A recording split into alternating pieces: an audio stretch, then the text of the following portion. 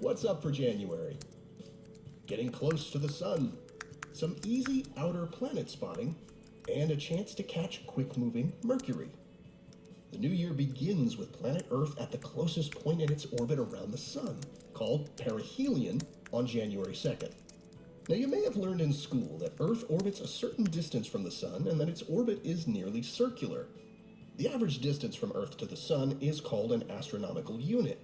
But since our orbit is not a perfect circle, it means sometimes we're a bit closer to the sun and sometimes farther away. In fact, our distance from the sun varies by around 3 million miles over the course of the year. That's nearly 13 times the distance from Earth to the moon.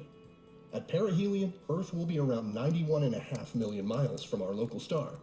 And when we're at the farthest point, it's called aphelion. That happens this year on July 5th, when we'll be around 94.5 million miles away. If you have access to binoculars or a telescope, then you might want to haul them out on January 20th, which offers an easy opportunity to view the planet Uranus. The distant outer planet is too faint for most of us to see with the unaided eye, and it can be tough to locate in the sky without a computer-guided telescope. But on the 20th, Uranus will be located right between the Moon and Mars. That evening, find the crescent moon and the red planet in the couple of hours after it gets dark.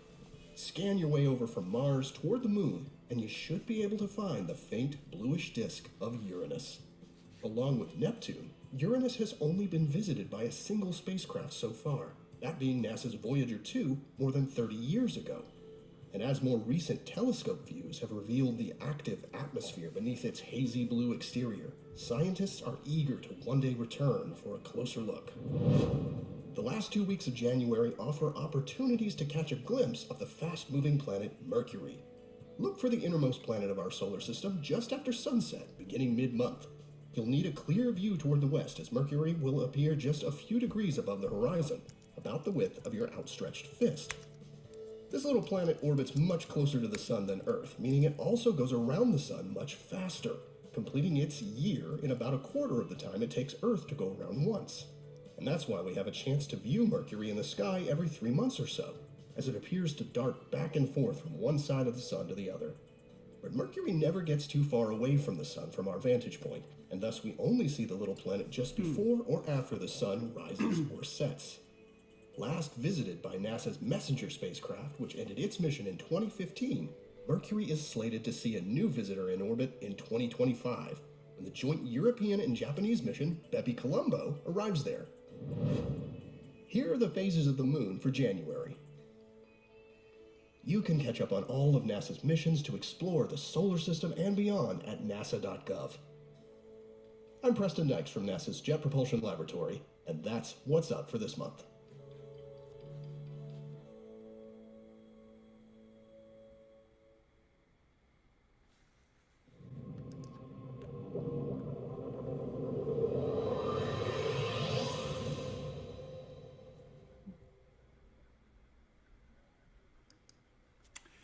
Well, hello everybody. This is Scott Roberts from Explore Scientific, and today with me are our special guest Terry Mann from the Astronomical League and Kent Marts. And Ken, I think this is this your first show back since after the holiday season? Yes, sir. Right. Okay. Yes, sir. All right.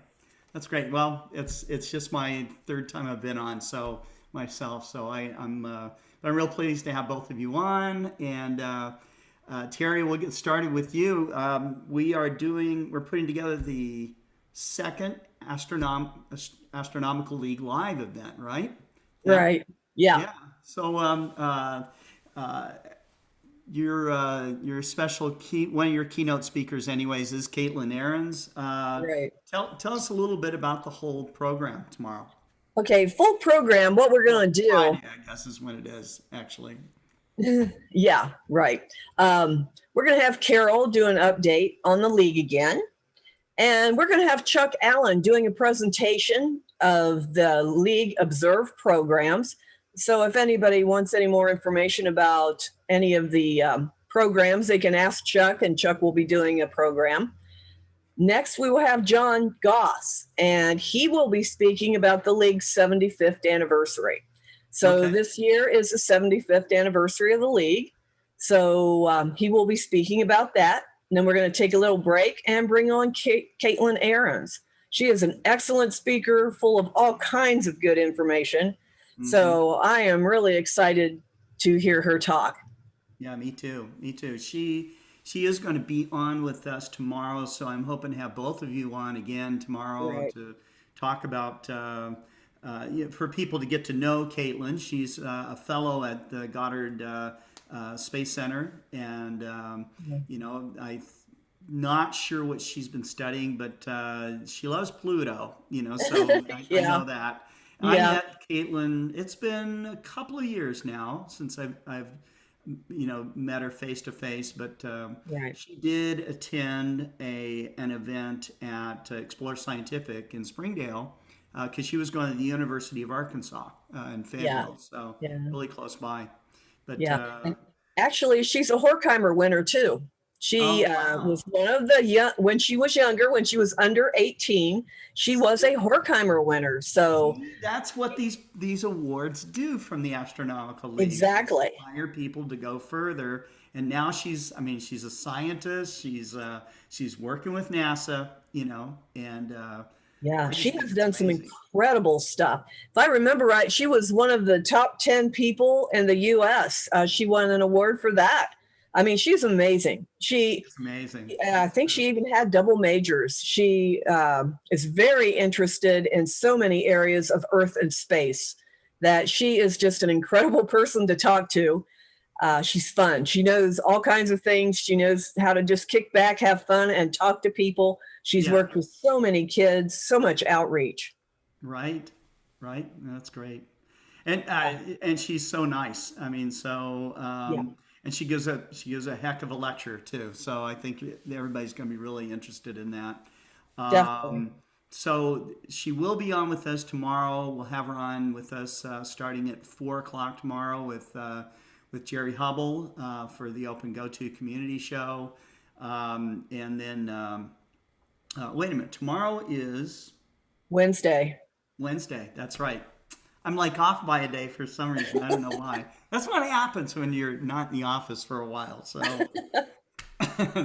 yes. Anyhow, but anyhow, Jerry Hubble will be on with us for the Open Go-To Community Show, and then Thursday we have, and you're going to be on with us on Thursday. So we have the Global Star Party on Thursday night. And that will be co-hosted by the Night Sky Network. And so Vivian White will be on with us. And I know you're friends with Vivian. And and then you're going to be on a Friday night. You're going to be tired of me. No, I just think we should have you on every day. So, I'm going to be on the next 4 to 3 days. So, people love you. So it's great. It's great. Yeah. Well, good. Yeah. So is there anything else you'd like to add about? I don't want to steal anybody's thunder come up Friday. And I just thank you for having us on. And I really look forward to the live events. If anybody's out there that would like to show live views from their telescope, please drop me an email at secretary@astroleague.org and let me know. And I'll see if I can't get you put in there. And please join us. It will be a lot of fun. Do what? At AstroLeague? Yeah, secretary@astroleague.org. There we go. All right. Thank you very much. That's wonderful, Terry. Thank you very much. Thanks, Scott. Take care. Bye-bye. You too. Bye-bye. Okay, so who do we have on with us today? The first guy to log on was Astrobeard, Richard Grace. So thanks for logging on. Caesar Bralo. Hi, friends. Happy 2021. Bergman Scooter's on with us. Good day. Mike Wiesner's on. Jeff Wise. Hello, all. Episode 119. I think it's episode 118. Maybe I'm wrong. I'm not sure. You guys might know it better than I do. No. This is a different show. Okay, so this is right. All right. So this is FirstLight the 14th Chronicles episode of FirstLight Chronicles. So tomorrow will be episode 119 for the Open Go-To community. Book Davies is on, Stefan Del Pra is on, Aaron Thompson, Pekka from Stockholm, Sweden, Tim Myers, David Ing, Carlos Aragon, James the Astrophotographer. Good afternoon, everybody. Carlos comments, can someone explain the best, cheapest way to do EAA, electronically assisted astrophotography, live stacking for live videos like this? I want to do better outreach for my nonprofit. Thank you. There's lots of people here, Carlos, that could probably answer that question. There's, there are cameras that are very well suited for it. And so I think it's really going to start off with the camera gear itself. And then, as Jeff Weiss says, SharpCap and OBS is a good system. So the open broadcast software, SharpCap is, I've used it myself, love it. It's great stuff. Cameron Gillis, hello from rainy Pacific Northwest. Michael Black said he can't watch anything on his own because the scope has been sitting at Explore Scientific since the middle of December. When I call customer support, nobody answers. The reason for that is that our phone lines are filled. It's not that we're not answering phone calls, but we had a huge influx of customers in December, and we're still working through the calls of that. Generally speaking, after Christmas, you'd think things would slow down, wouldn't you, Kent? I mean, yes, and they traditionally do. However, it has slowed down from the astounding levels of thousands of orders a day that we started running the week before Thanksgiving and ran up until Christmas. We were still getting literally thousands of orders a day. A heavy day for us is to receive several hundred orders a day. Okay, that's generally speaking a heavy day for us. We were getting 4,000 to 8,000 orders a day is what happened. So it just exploded. And there's 22 of us in the building. Right. It's not like we're this mammoth company with and it's not like you could just say, oh, we're hiring right now, let's get another 100 guys in here, okay, to answer phone calls about telescopes. They just don't exist.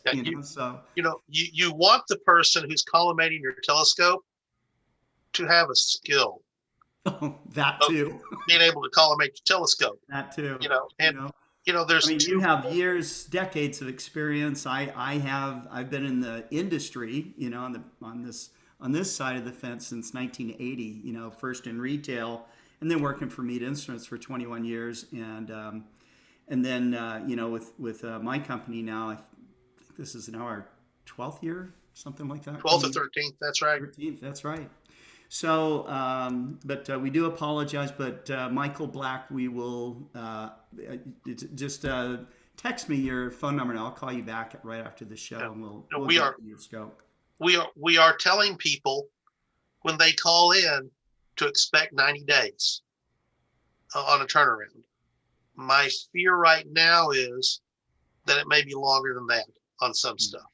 It just, there's so much has come in for people getting clean and collimate and binoculars. Yeah, we do free. See, we offer free maintenance on telescopes, and so, we'll find your instrument, Michael, and see what's going on, okay, and see what we can do to expedite it for you.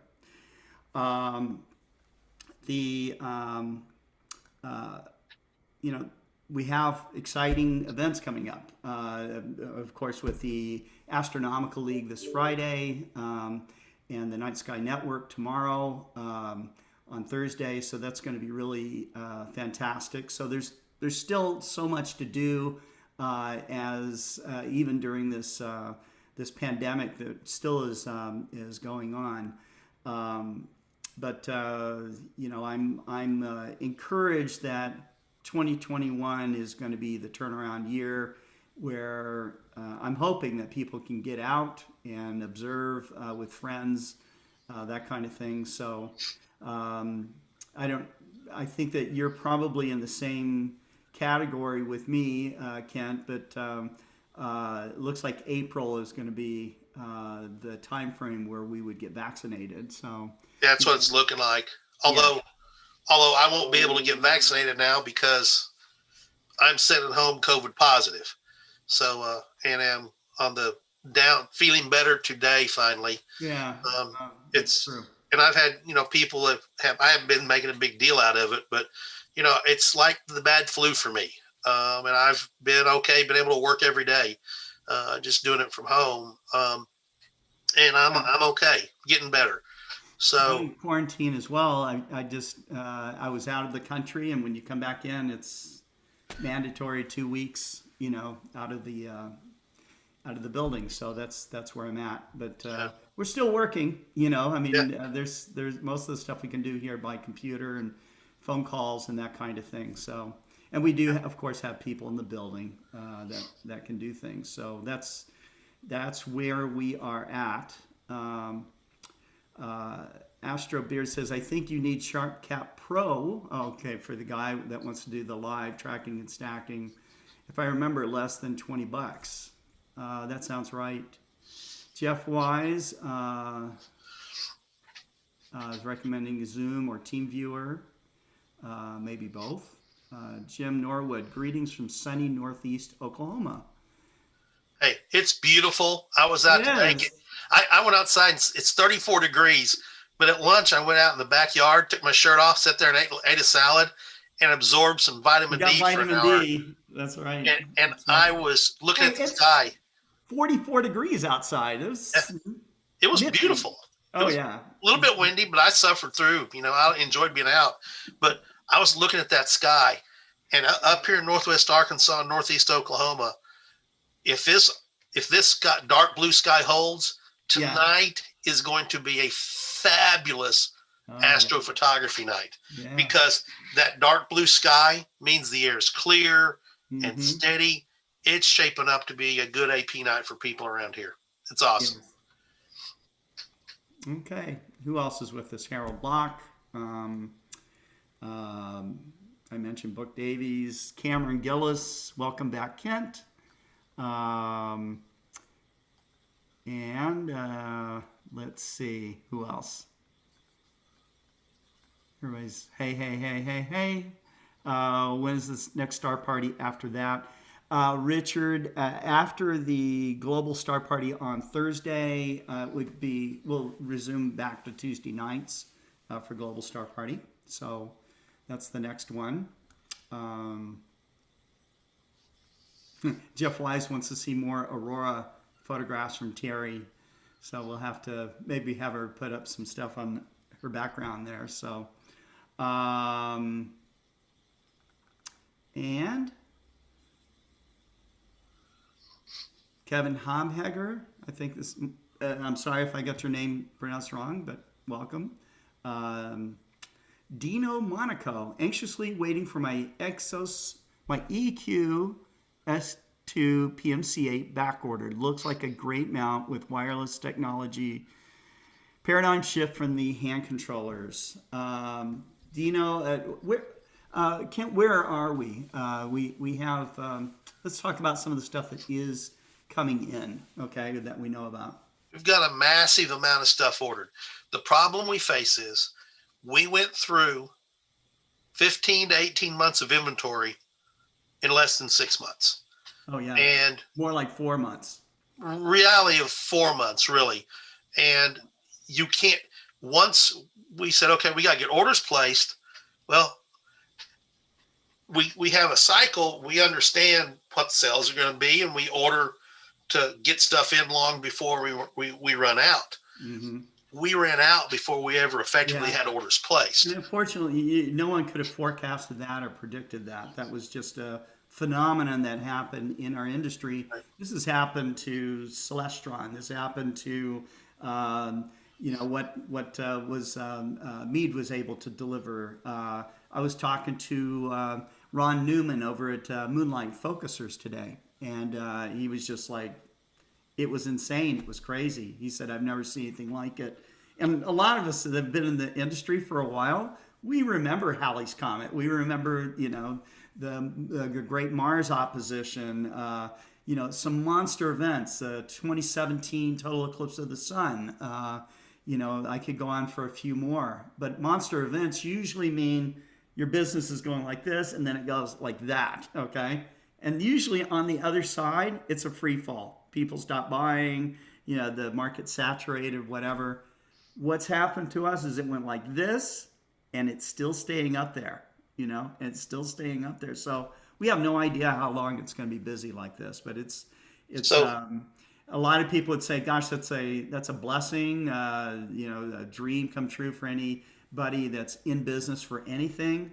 It's a lot of hard work, long hours as you're going through that, because it's painful. You run into a situation where you get so much business that you can't handle it all, and you can't tell them to don't come here, even if you're doing live programs like we're doing right now and saying, hey, we're back ordered on a bunch of stuff, so but of course all of our inventory will eventually come through and everything will eventually normalize.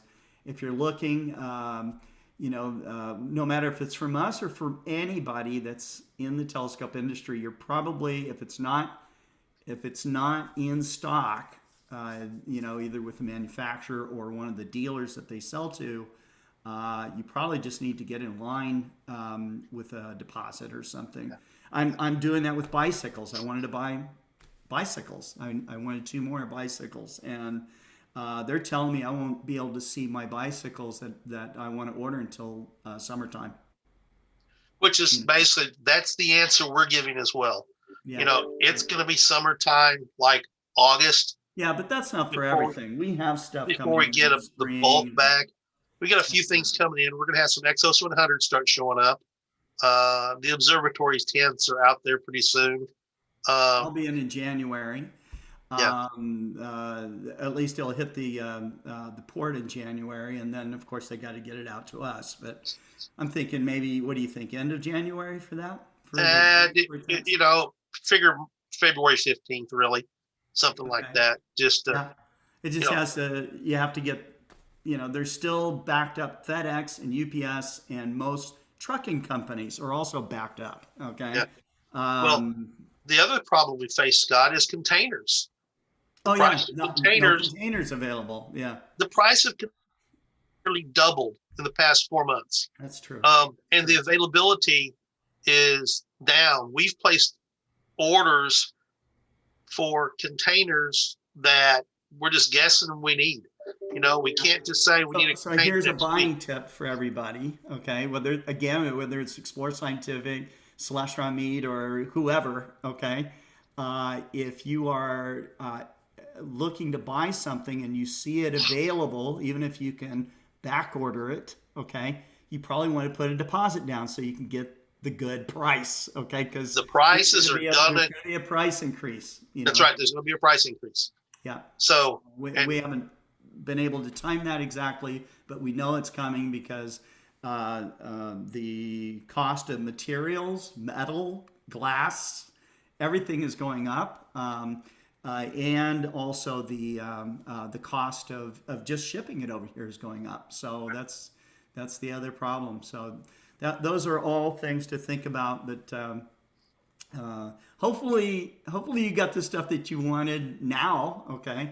But there's always some accessory, some widget, some gadget, something, or an upgraded telescope, for example. So, but to answer the question specifically about the PMC8s, I'm hoping April.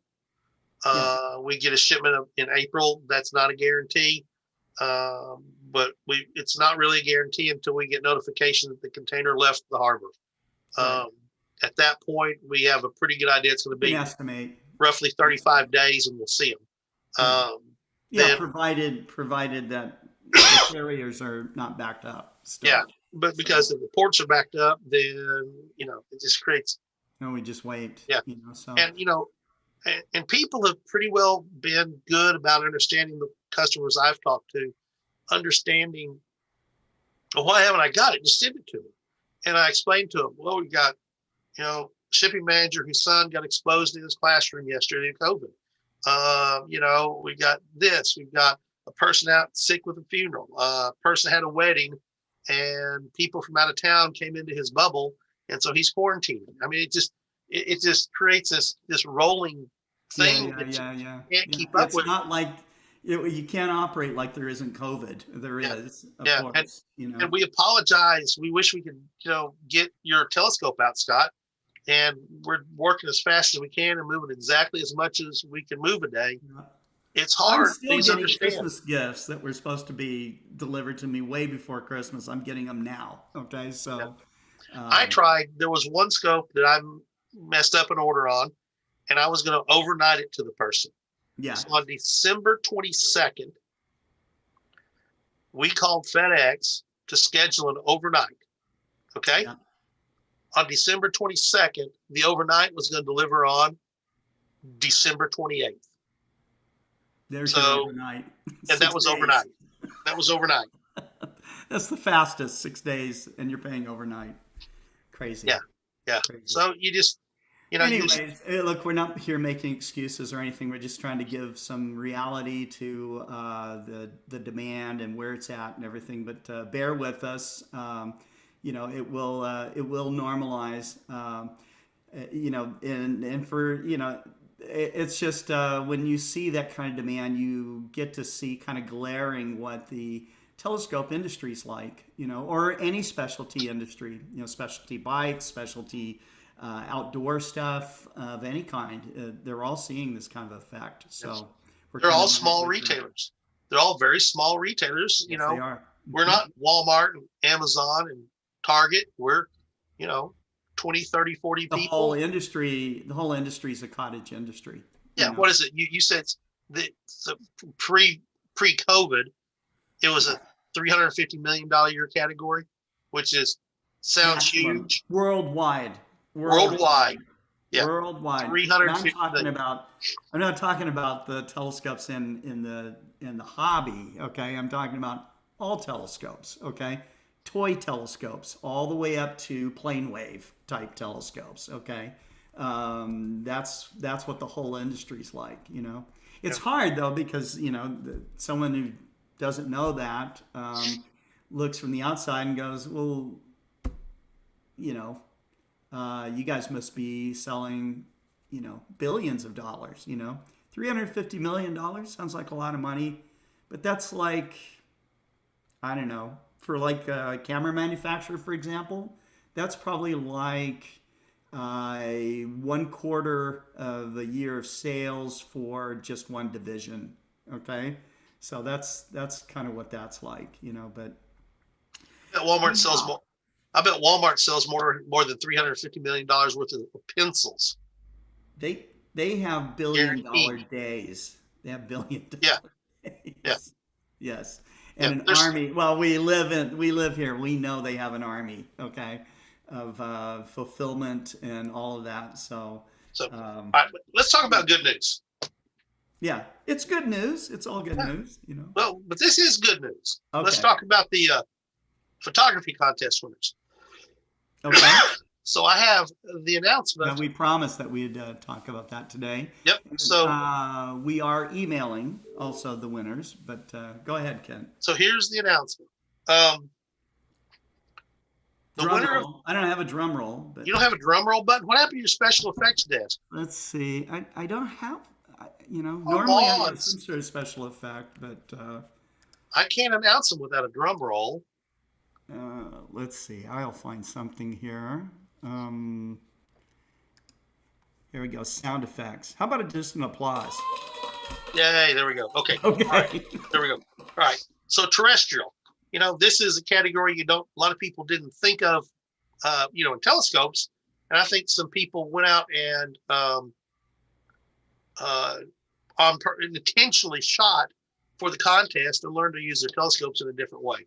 So terrestrial, third place goes to James Hubbard with his B photograph. We will show these tomorrow. All right, James Hubbard. All right. Second place, Carolina Chickadee by Jennifer Shelley. Congratulations, Jennifer. First place, Pelican Nebula by Jim Norwood. Congratulations, Jim. Good All right, job. Jim. All right, moving on to solar. We have a second place winner of Jim Norwood. Again. And first place is the Sun Mercury transit by, drum roll please, Drum roll. Richard Grace. Richard Grace, the Astro Beard. All right. Yep. All right. So in time lapse, we only had one entry. So the honorable mention goes to James Hubbard with his Polaris time lapse. It's not really an honorable mention. It's first place, really. So yeah, there was one entry, so he wins it. It was a very nice photograph too. Lunar. Third place, photograph the moon by Stefan Delprat. Congratulations, right, Stefan. That's great. And he's watching, I believe, isn't he? He is. Yep. In fact, I think almost everybody you mentioned is watching. Well, there we go. So the moon by Andrew Corkle. Andrew, all right. Congratulations, Andrew. And with a photo, Day Moon for Richard Grace. Richard Grace again. All right. Congratulations. So, planetary, Mars, it's just a serial number. So Mars, Tim Myers. Tim Myers. There you go, Tim. Yeah. Second place, The Great Conjunction by Marco Polo. Congratulations, Marco. And first place goes to Astrobeard, James Hubbard, with a comet photo. All right. Fantastic. Congratulations. Congratulations. Right. That's great. So, yep, this is fun announcing winners, making people happy. Okay. So Whitefield goes with the Christmas tree cluster and cone nebula, goes to Marco Polo. Marco. Again. Yep. Yeah. Yeah, I mean, that was the advantage. You could have entered into all these different categories, Right. Get prizes for all the categories. So second place, M31, M32 by Larry Burge. Larry. Congratulations, Larry. Yeah. And first place goes to, for the photo, Tadpole Spiderfly, John Belisario. Congratulations. John Belisario. John. Congratulations. And Deep Sky. Mm-hmm. With NGC 7635, Craig Weston takes third place. Wow. Okay, great. Congratulations, Craig. Congratulations. Second place goes to, with Thor's helmet, goes to Christopher Sullivan. Congratulations, Christopher. And first place goes to Heart and Soul Nebula, Steve Seedentop. Congratulations, Steve. Now then. Yes. There's a big reveal. There's more? Oh, there's more. There's best of the best. Oh, the best of the best. The best of the show, huh? So drum roll. Yeah. Who's going to announce it tomorrow?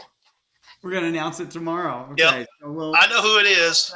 We'll let Tyler Bowman announce it, and we will show the images tomorrow as well. So right. We'll and go ahead. We're talking about we're starting conversations on what our next contest is going to be, and how we're going to do it. It's going to be along the same lines. And first, second, third place winners all get really nice, big mounted prints of their submission and some gift certificates, and who knows, I may sneak back there and throw in some other swag in the box and not tell you about it when we ship the stuff. So those prizes will be going out. We have to get those pictures printed and mounted, and that'll take a little while. And then we got to ship the things, and the big one's grande big. I mean, it's going to be a big old thing. So it's huge back there. So yeah, it's going to be awesome to get to see those pictures. And I can't wait to what you guys that are winners, guys and gals that are winners, have somebody record you when you open up your box or you print it, because because I'd love to see your faces. I want to see the reaction to them because these things are I beautiful. want to see them hanging it over the fireplace mantle, Yeah, so, exactly. right? Yeah, absolutely. Because we'd love to be able to show the results of your winnings to people in future contests. So we're gonna do this again. It's great fun. Good success for the first time we did it. We really didn't know how many we're going to get. We went with a lot of categories, trying to be inclusive. If any of you have thoughts of what you think would be a good category, shoot me an email shoot me an email at Explore Alliance at explorescientific.com. Explore Alliance at explorescientific.com. Shoot me an idea of what category you'd like to see, and we most certainly can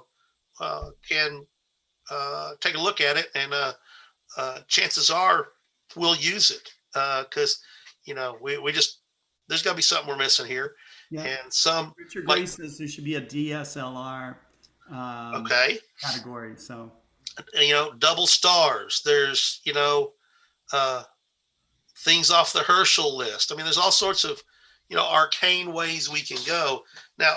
And fellas and ladies, pick a category that other people do besides you, because we want to encourage people to participate.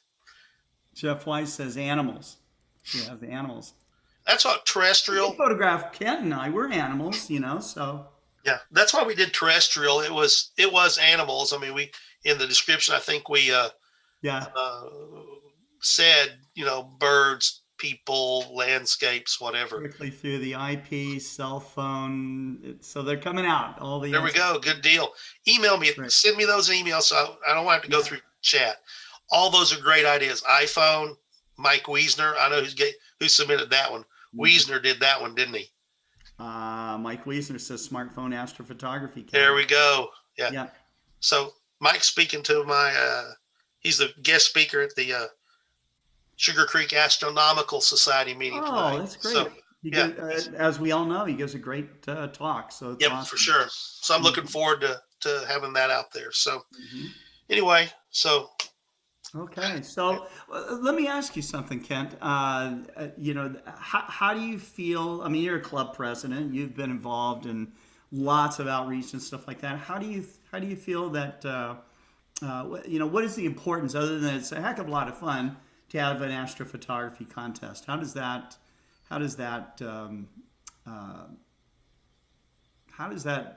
help or influence people in this lifestyle? I think it builds camaraderie.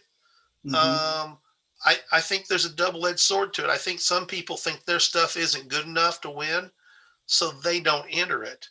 Yeah, but they don't know. They don't know, and they don't know how good it may or may not be. Right. And I have a photography background. I started out in newspaper business taking pictures when I was 13 years old, and as I progressed through and became an editor of a newspaper, people would say, "Oh, I love that picture." I go, "No, this is the one."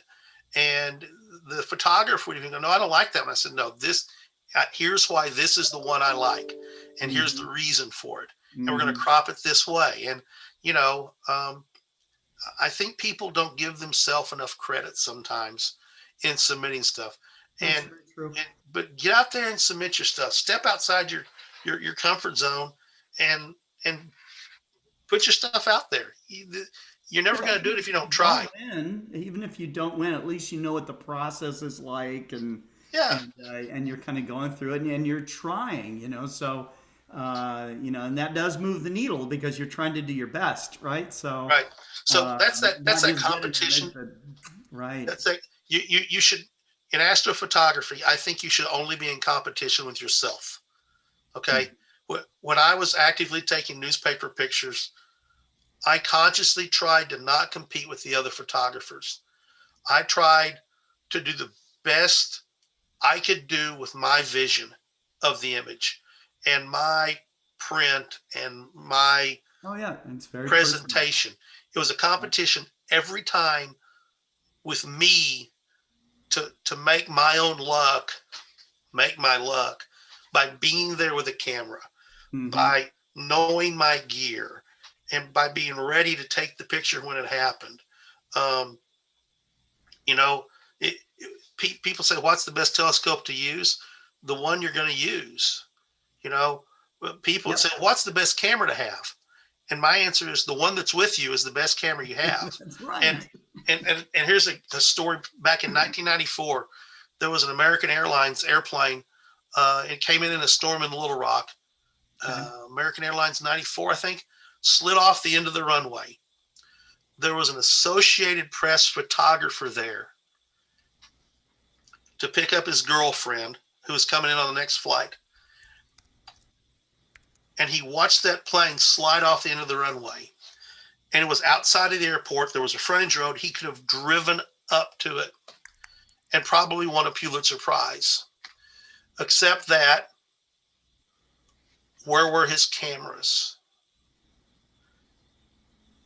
At his apartment in North Little Rock. No. He left and did not take his cameras with him. The journalism gods handed him a Pulitzer Prize. I mean, it's a horrible thing that people died and a plane crashed, but people handed that to him. I mean, it was there, and he didn't have his camera. You got to be ready. You got to be ready to take a picture. You got to have your camera ready.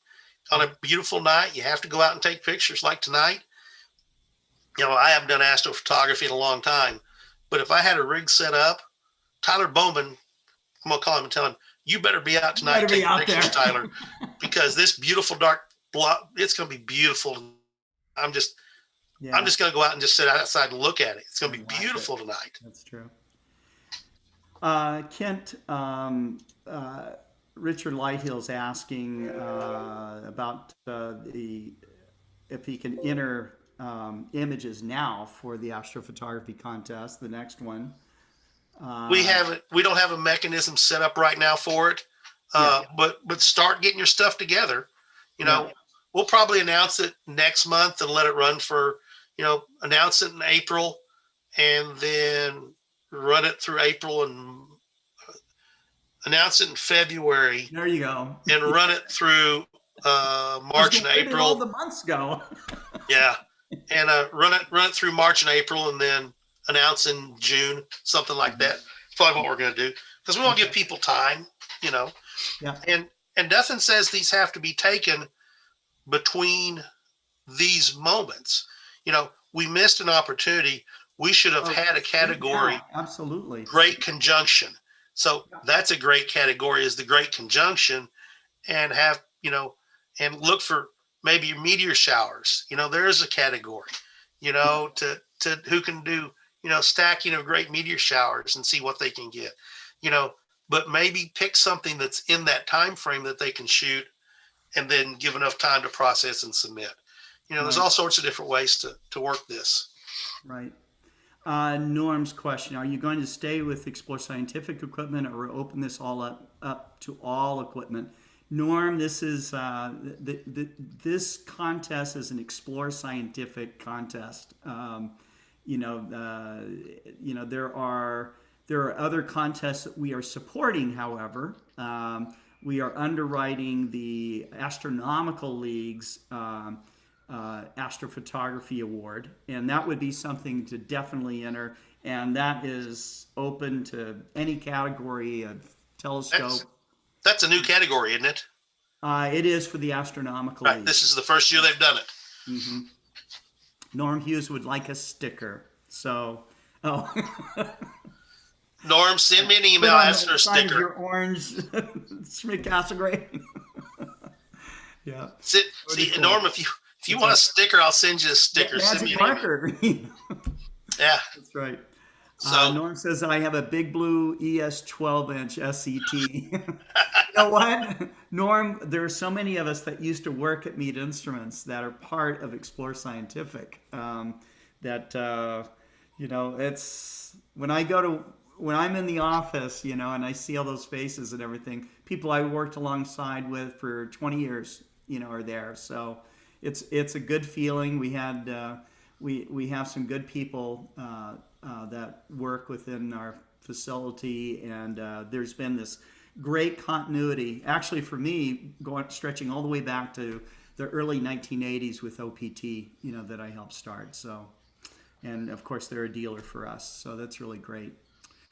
Well, Kent, thank you so much. I know that this is like your first day of feeling a lot better than you did feel. You Yeah. know, thank you for being a trooper. Michael, send me a text message if you haven't already. I'll give you a buzz. We'll Michael Black, and we'll track down what's happening with your scope. And until that time, until tomorrow, when we have our show again, and Thursday night having the Global Star Party with the Night Sky Network. We will see you until then. So thank you and take care.